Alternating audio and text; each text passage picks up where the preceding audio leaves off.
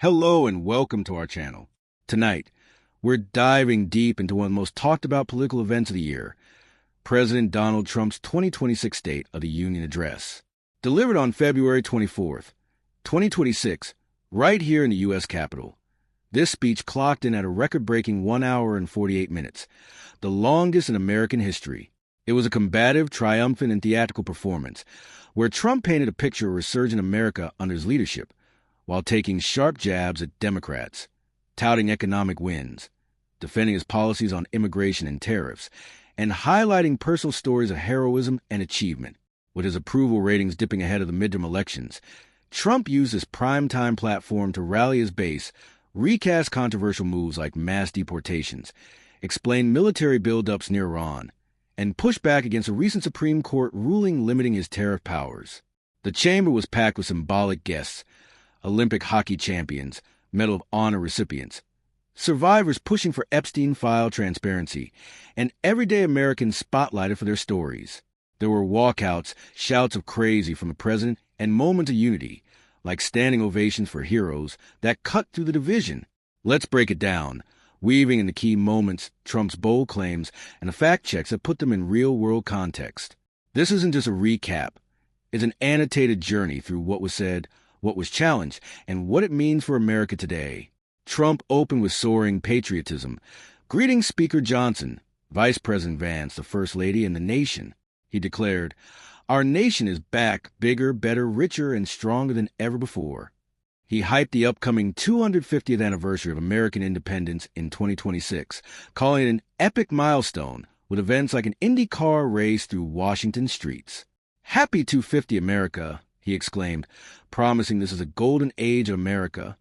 He contrasted it with the crisis he claimed to inherit: stagnant economy, record inflation, open borders, poor military recruitment, rampant crime, and global chaos.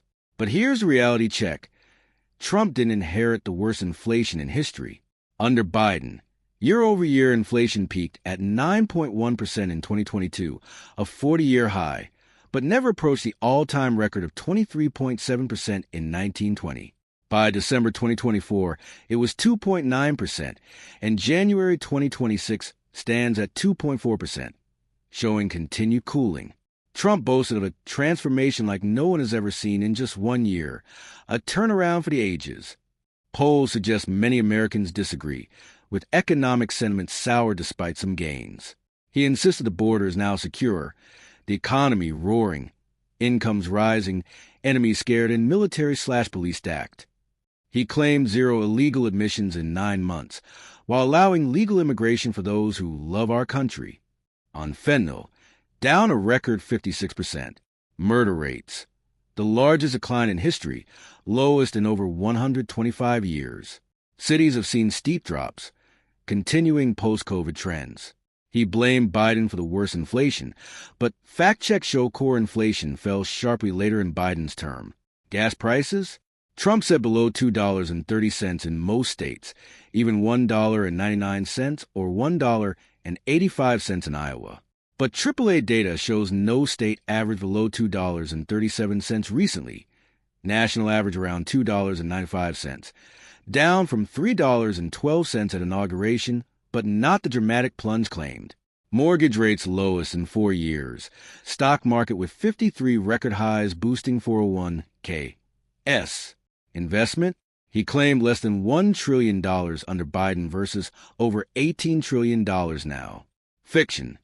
The White House's own figure was $9.7 trillion in vague pledges, many not true U.S. investments. Oil production up 600,000 barrels daily, plus 80 million from Venezuela, signaling pragmatic deals over regime change hopes. He touted ending DEI, cutting regulations, lifting 2.4 million off food stamps. The state of our union is strong. We're winning so much we don't know what to do about it. Then came the crowd pleaser. The U.S. men's Olympic hockey team, gold medalists over Canada in overtime. Trump joked about a team vote to award goalie Connor Hellebuyck the Presidential Medal of Freedom. Unusual but fitting his style. He praised the women's team too, promising a White House visit, honoring World War II veteran Buddy Taggart.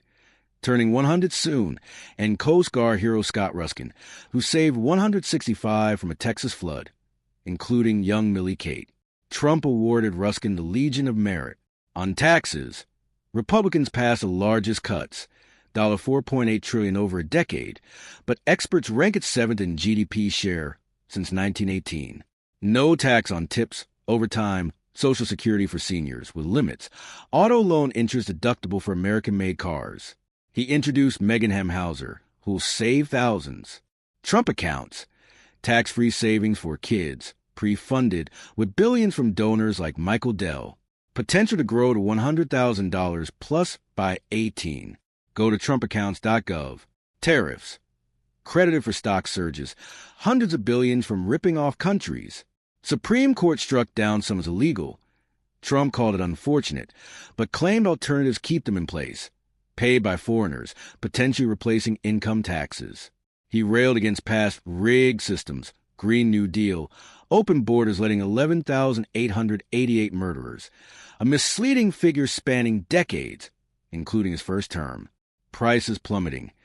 Eggs down 60%, chicken, butter, rent lower. Healthcare, ending Obamacare ripoffs, most favored nation deals dropping drug prices dramatically via Trump.gov. First customer Catherine Rayner saved thousands on IVF drugs. New, ratepayer protection pledge. Tech companies build own power for AI data centers. No bill hikes. Home ownership.